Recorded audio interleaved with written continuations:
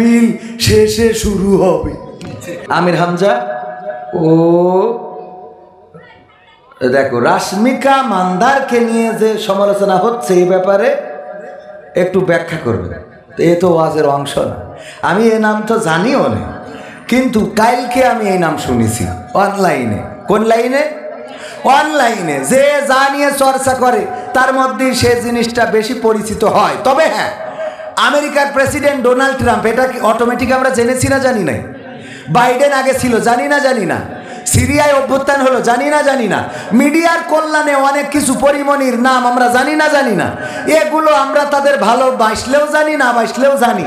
কিছু নাম, কিছু কথা, কিছু ঘটনা আমরা চাইলেও আমাদের সামনে পড়ে, না চাইলেও আমাদের সামনে পড়ে। আমার আমির হামজা ভাই উনি সুন্দর করে একটা বিষয় বুঝাতে যে বুঝিয়েছেন যে আজকে আল্লাহর দেওয়া চেহারা সৌন্দর্য এই বিশ্বের 256টা দেশে বিশ্ব সুন্দরী প্রতিযোগিতা হয়, এবং যেই সব জায়গায় যোগ করে সুন্দরী বানায়, এগুলো নাউজুবিল্লাহ করা তো যাবেই না।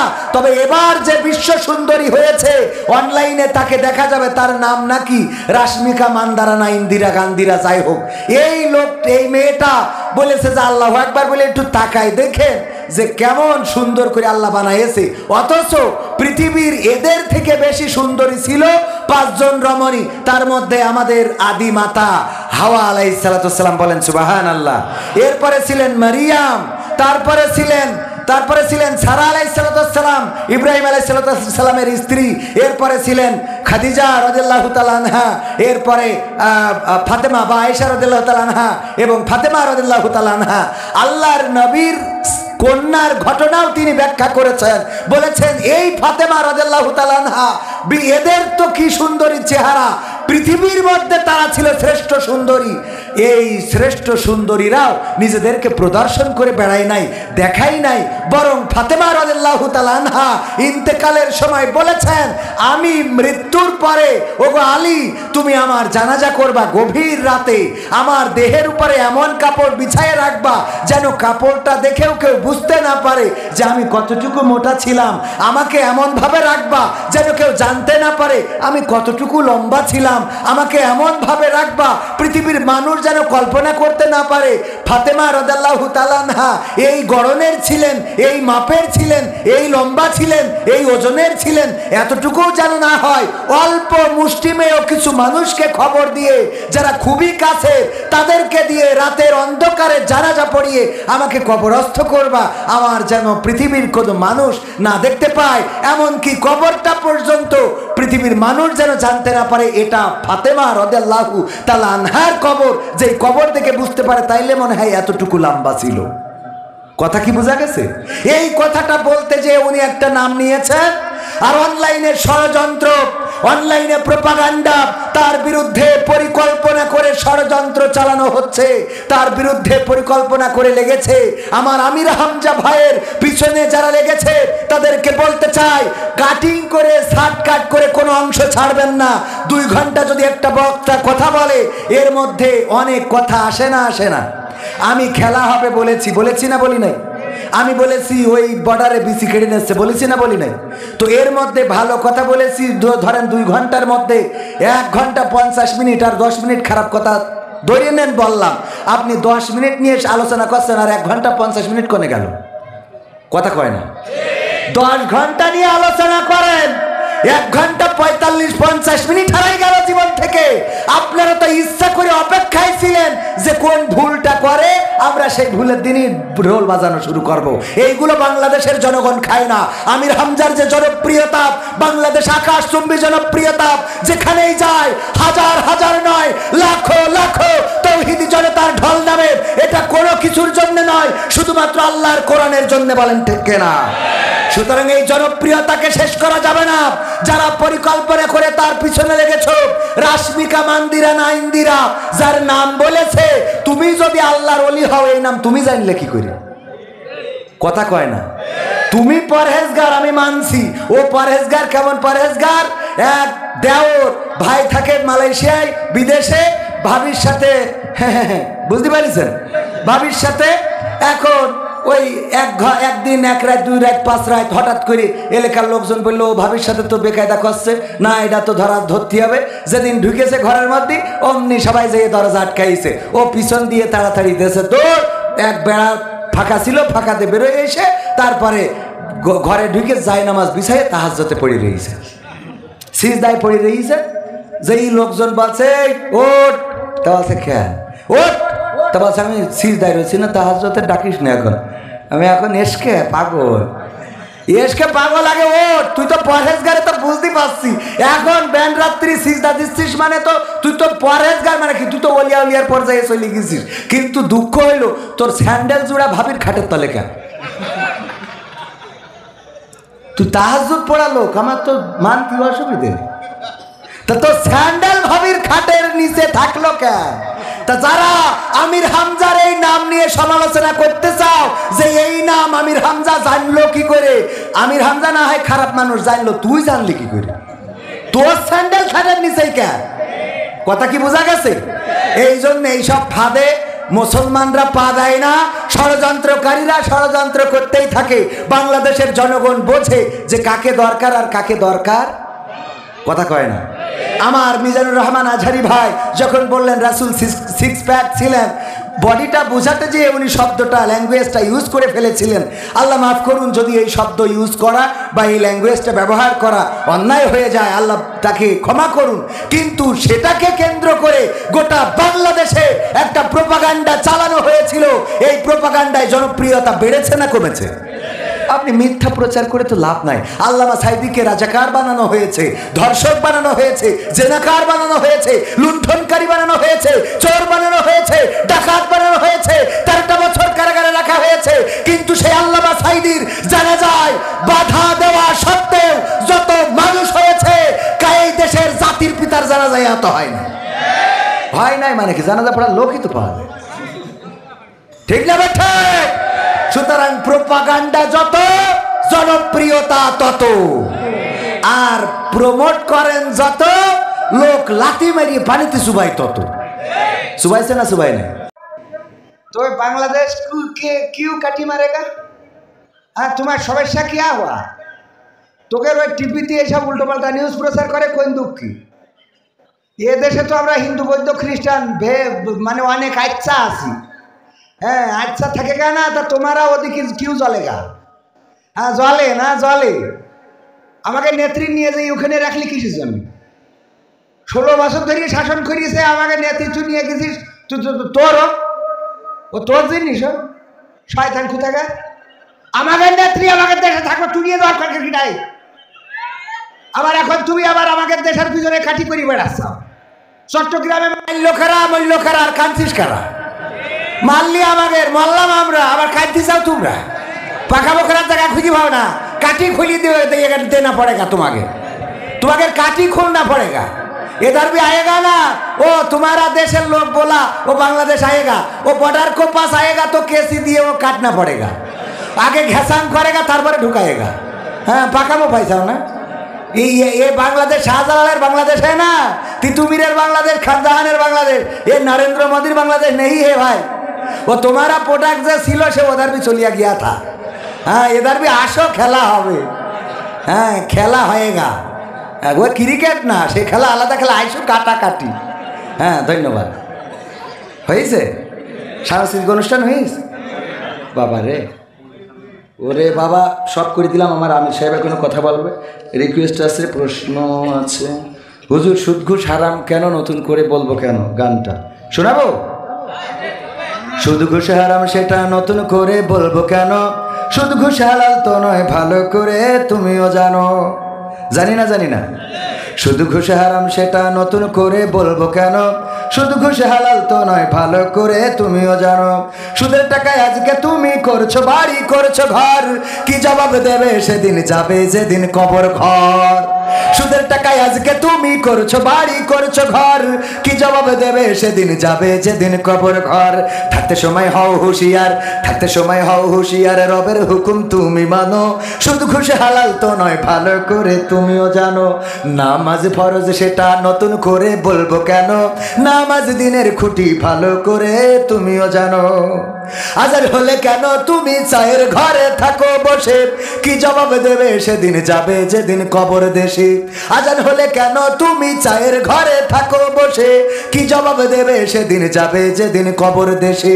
না পড়িলে নামাজ কালাম, না পড়িলে নামাজ কালাম, শাস্তি কঠিন তাও তো মানো, নামাজ দিনের খুঁটি নতুন করে বলবো কেন। রোজা ফরজ, রোজা ফরজ সেটা নতুন করে বলবো কেন, রোজাও দিনের খুঁটি ভালো করে তুমিও জানো। রমজান এলে পরে চুরি করে আহার করো, খাবার ওটা তো নয় পায়খানাতে পেটটা ভরো। আছে না নাই? আরে বাবা রোজার মাসে আল্লাহর ওলি আউলিয়া সাহেব, আমার ভাইজান কি চলে যাচ্ছে? ব্যস্ততা রয়েছে, ঢাকায় যেতে হবে না?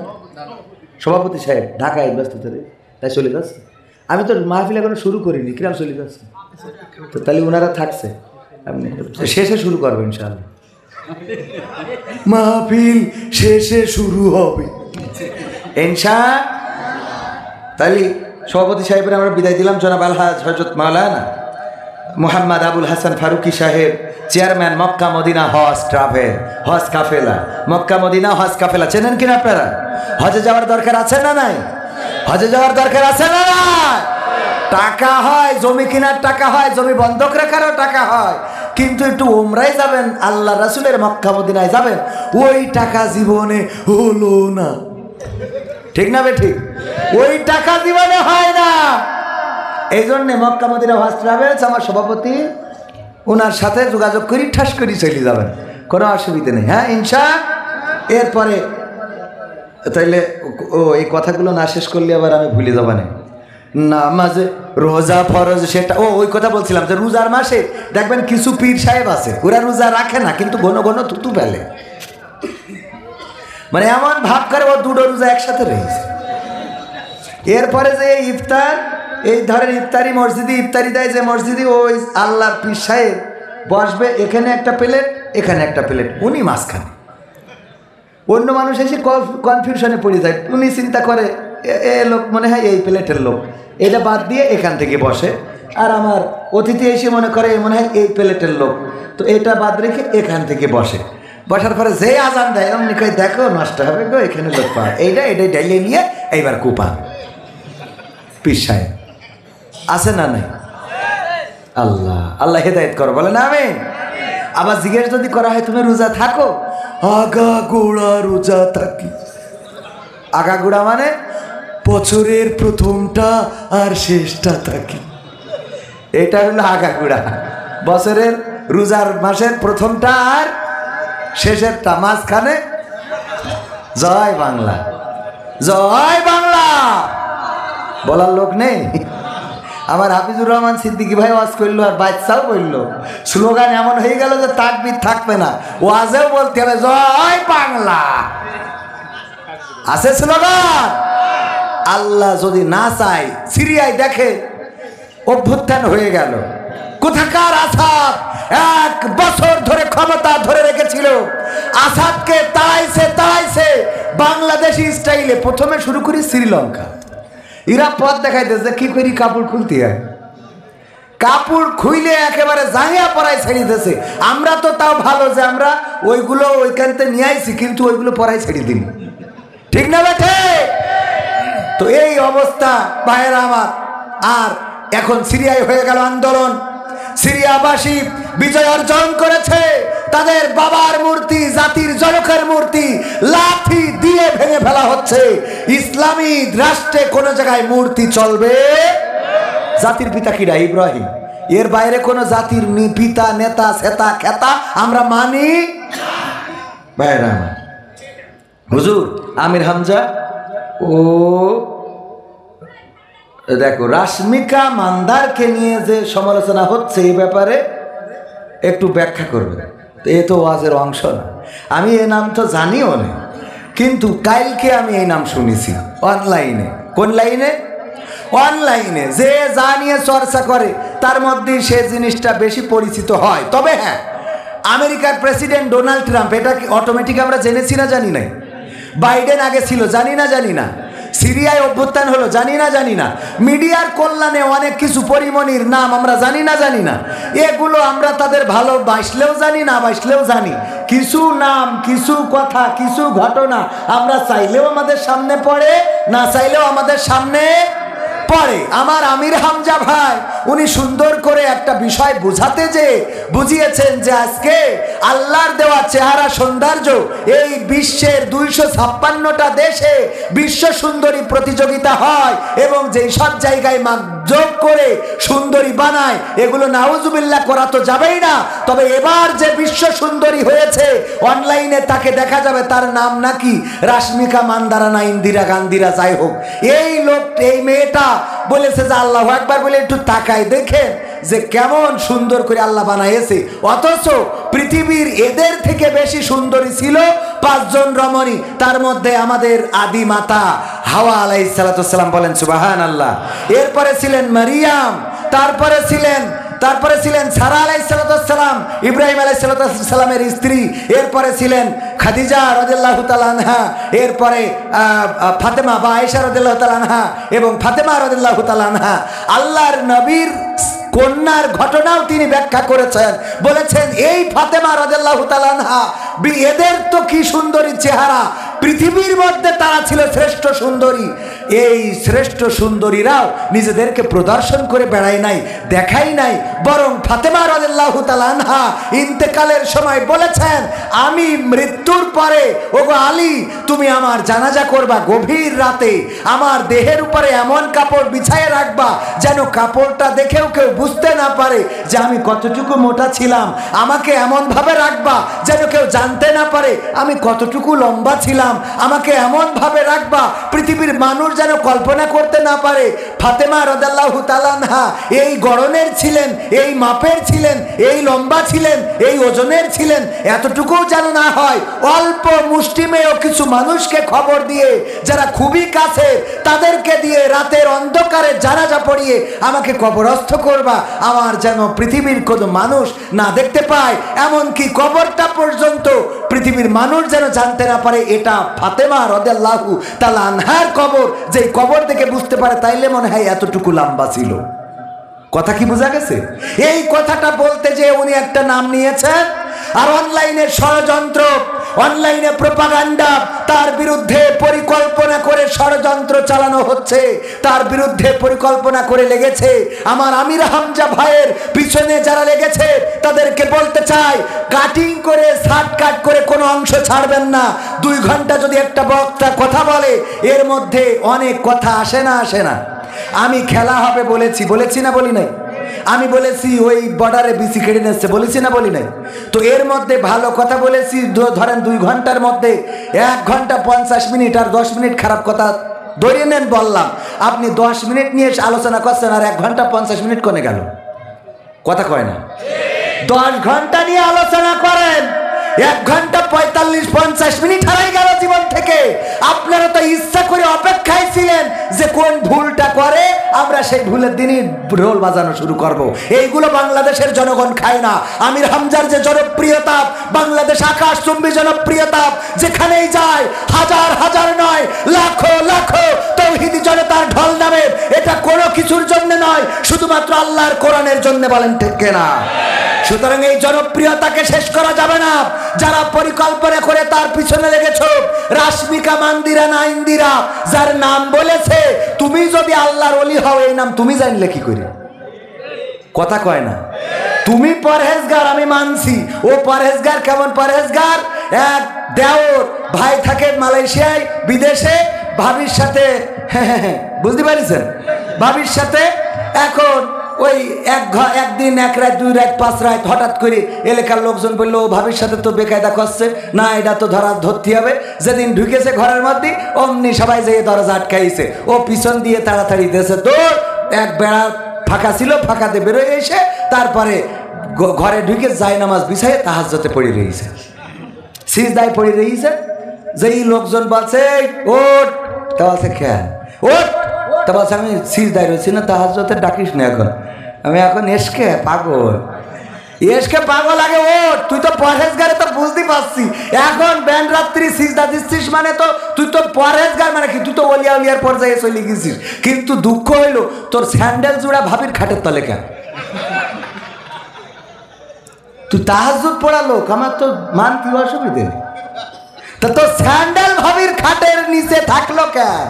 তা যারা আমির হামজার এই নাম নিয়ে সমালোচনা করতে চাও যে এই নাম আমির হামজা জানলো কি করে, আমির হামজা না হয় খারাপ মানুষ, জানলো, তুই জানলি কি করে? তোর স্যান্ডেল খাটের নিচেই কেন? কথা কি বোঝা গেছে? এই জন্য এইসব ফাঁদে মুসলমানরা পা দেয় না, ষড়যন্ত্রকারীরা ষড়যন্ত্র করতেই থাকে। বাংলাদেশের জনগণ বোঝে যে কাকে দরকার আর কাকে দরকার, কথা কয় না। আমার মিজানুর রহমান আজহারি ভাই যখন বললেন রাসূল সিক্স প্যাক ছিলেন, বডিটা বোঝাতে যে উনি শব্দটা ল্যাঙ্গুয়েজটা ইউজ করে ফেলেছিলেন। আল্লাহ মাফ করুন যদি এই শব্দ ইউজ করা বা এই ল্যাঙ্গুয়েজটা ব্যবহার করা অন্যায় হয়ে যায়, আল্লাহ তাকে ক্ষমা করুন। কিন্তু সেটাকে কেন্দ্র করে গোটা বাংলাদেশে একটা প্রোপাগান্ডা চালানো হয়েছিল। এই প্রোপাগান্ডায় জনপ্রিয়তা বেড়েছে না কমেছে? আপনি মিথ্যা প্রচার করে তো লাভ নাই। আল্লামা সাঈদীকে রাজাকার বানানো হয়েছে, ধর্ষক বানানো হয়েছে, জেনাকার বানানো হয়েছে, লুণ্ঠনকারী বানানো হয়েছে, চোর বানানো হয়েছে, ডাকাত বানানো হয়েছে, 13টা বছর কারাগারে রাখা হয়েছে। কিন্তু সেই আল্লামা সাঈদীর জানাজায় বাধা দেওয়া সত্ত্বেও যত মানুষ হয়েছে, এই দেশের জাতির পিতার জানাজায় এত হয় না। হয় নাই মানে কি? জানাজা পড়ার লোকই তো পাওয়া যায়, ঠিক না বেঠে? সুতরাং প্রোপাগান্ডা যত, জনপ্রিয়তা তত, আর প্রমোট করেন যত, লোক লাথি মারিয়ে পানিতে চুবাই তত। চুবাইছে না চুবাই না? গণতন্ত্র চিনি না আমি, জানি না গণতন্ত্র, গণতন্ত্র দেখিনি আমি, শুনেছি গণতন্ত্র, গণতন্ত্র চিনি না আমি, জানি না গণতন্ত্র, গণতন্ত্র দেখিনি আমি, শুনেছি গণতন্ত্র। শুনেছিলাম আমি বাংলাদেশে গণতান্ত্রিক রাজা, যখন যারে মনে চেয়েছে ধরে দিয়েছে সাজা। শুনেছিলাম আমি বাংলাদেশে গণতান্ত্রিক রাজা, যখন যারে মনে চেয়েছে ধরে দিয়েছে সাজা। কাউকে দিয়েছে ফাঁসির দণ্ড, রেখেছে আয়না ঘরে, কাউকে আবার লাশ বানিয়ে ভাসিয়েছে সাগরে, ঠিক না বেঠে? কাউকে দিয়েছে ফাঁসির দণ্ড, রেখেছে আয়না ঘরে, কাউকে আবার লাশ বানিয়ে ভাসিয়েছে সাগরে। করেছে এসব কিসের জোরে? ছিল কি দাদার মন্ত্র? কেমন গণতন্ত্র ছিল, কেমন গণতন্ত্র, গণতন্ত্রের আড়ালে ছিল রয়ের ষড়যন্ত্র। কেমন গণতন্ত্র ছিল, কেমন গণতন্ত্র, গণতন্ত্রের আড়ালে ছিল দাদার ষড়যন্ত্র। শুনেছি আগে নির্বাচনে লাগতো টাকার নোট, দেখেছি আমি ভোট করিতে লাগেনি কোনো ভোট, ঠিক না বেঠি? ভোট কি লেগেছে? চাচা গেছে ভোট দিতি, যেই বলছে বাবা আমার নাম্বার কত দেওয়া দিনি, ভোটে যারা দায়িত্বশীল ছিল বলতেছে বাবাজি আপনি কখন আসলেন, কখন রওনা দিলেন বাড়িতে? তা বলছে বাবা ফজর পড়িতে রওনা দিছিলাম। তা বলছে আমরা তো সে তাহাজ্জুদ পড়ি কাম সারি ফেলেছি।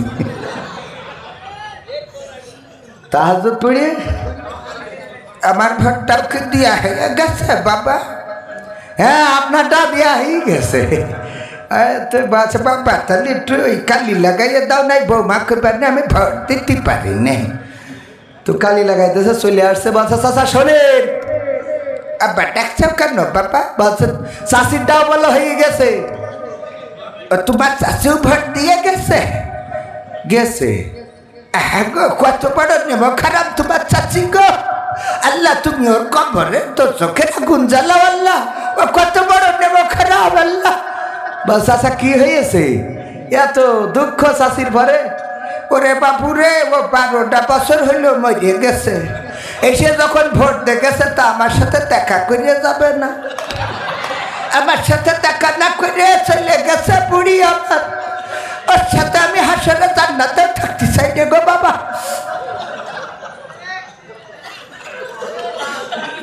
খেলা হবে, ঠিক আছে তো বাজান?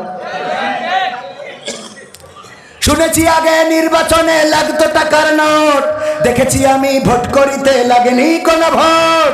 ভোটের আগে পাশ হয়েছে মন্ত্রী মিনিস্টার, লাগেনি মিছিল লাগেনি মিটিং লাগেনি তো পোস্টার।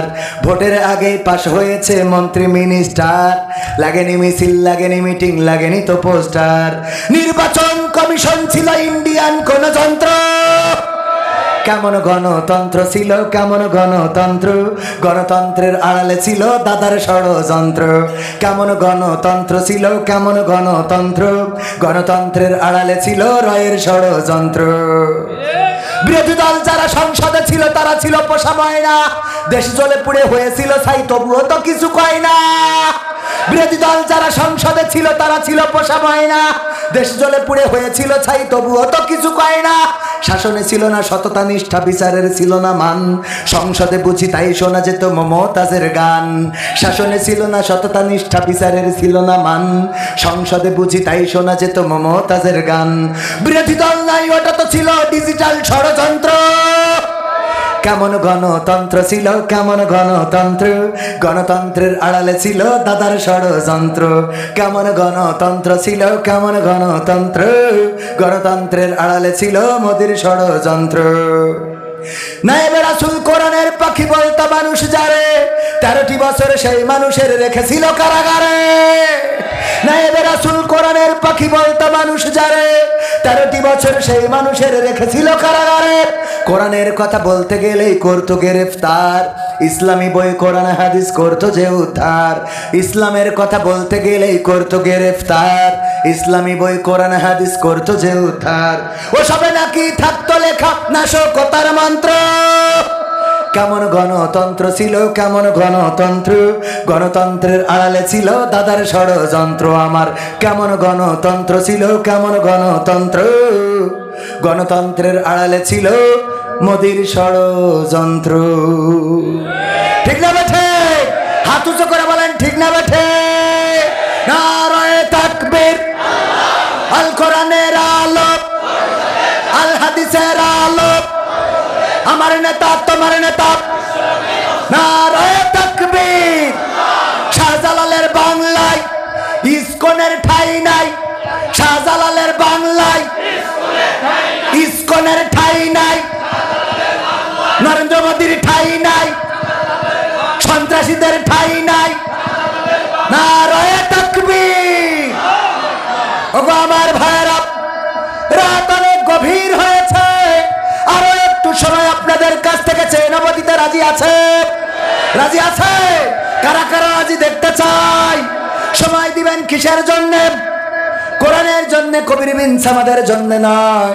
কোরআন পড়ার দরকার, বোঝার দরকার, মানার দরকার আছে না নাই?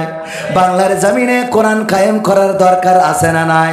এই বইয়ে 101টা বা 2টা 3টা সঙ্গীত আমার লেখা গান, আমার ক্যামেরা পার্সন আছে ভিতরে চলে যাবে, আপনারা সংগ্রহ করতে পারেন। এখানে অনেক গান লিখেছি কোরআন নিয়ে, হাদিস নিয়ে, দেশ নিয়ে, নবী নিয়ে, আল্লাহ নিয়ে। তবে একটা গান আপনাদের একটু শোনায়, সেটা হলো আমাদের আজকের ওয়াজের সার কথা এই কোরআনের এই গানটা দিয়ে হয়ে যাবে।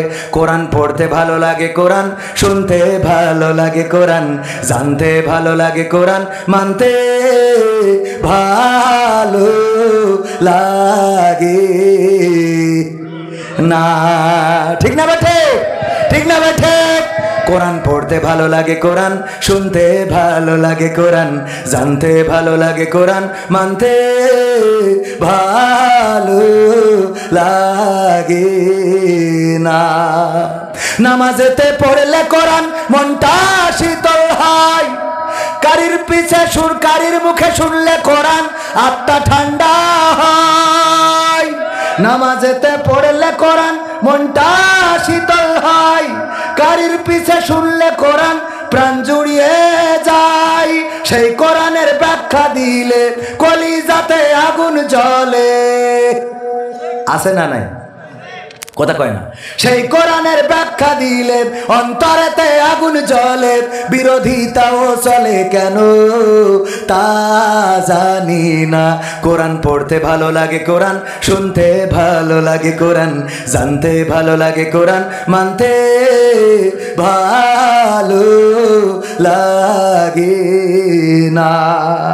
কোরআন পড়ে দেখতাম ওরা শুরু করতো দিন, তারা আবার চাইতো না দেশে কোরআনের আইন। ঠিক না বেঠে? কোরআন পড়ে ওরা দেখতাম শুরু করতো দিন, ওরা আবার চাইতো না দেশে কোরআনের আইন। এটা যে কেমন নীতি, তাই তো এ দুর্গতি করছে মোদের ক্ষতি কেন তা বুঝি না। কোরআন পড়তে ভালো লাগে, কোরআন শুনতে ভালো লাগে, কোরআন জানতে ভালো লাগে, কোরআন মানতে ভালো লাগে। তারপরে কি করে? এই কোরআন বুকে চুমু খাওয়ার লোকের নাই অভাব, সেই কোরআনের বিরোধিতা আবু জাহেলের স্বভাব। ঠিক না বেঠে? কোরআন বুকে চুমু খাওয়ার লোকের নাই অভাব, সেই কোরআনের বিরোধিতা আবু লাহাবের স্বভাব। মানবা সুবিধা মতো, তাই এই বুকে ক্ষত, দেখলে এমন কিছু সইতে পারি না। কোরআন পড়তে ভালো লাগে, কোরআন শুনতে ভালো লাগে, কোরআন জানতে ভালো লাগে, কোরআন মানতে ভালো লাগে। এরা মানুষ আছে না নাই? এখানে কে কে হাত উঁচু করেন? একজনও নাই? একজন আছে, একজন খালি হুতোষে হাত তুলেছে। হুতোষে মুরব্বী, হুতোষে হাত তুললে হবে না। সম্মানিত ভাইয়েরা, আপনারা দুপুর 1টা থেকে শুরু হয়েছে এই মাহফিল, ঠিক না?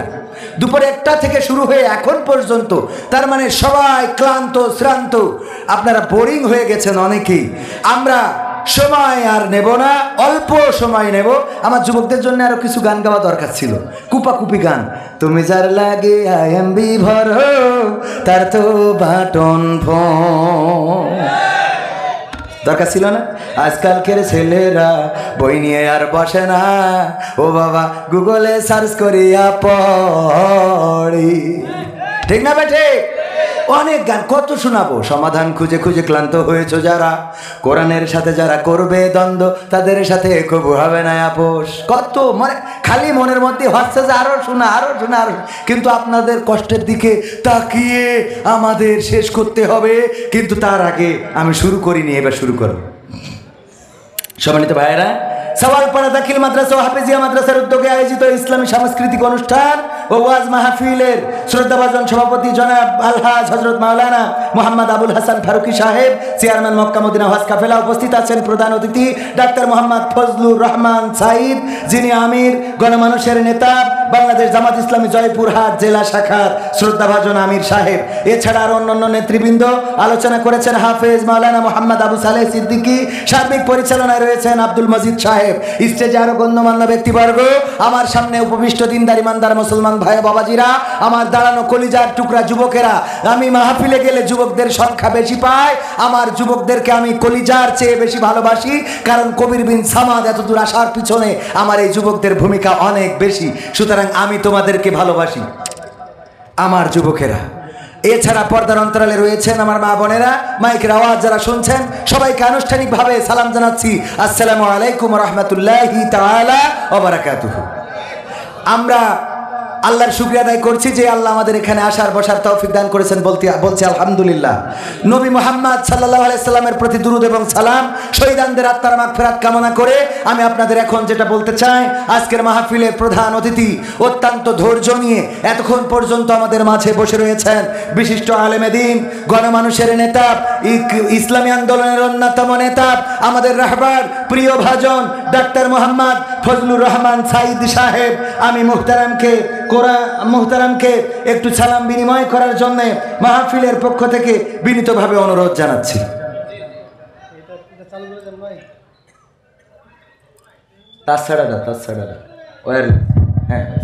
আলহামদুলিল্লাহ, সম্মানিত উপস্থিতি।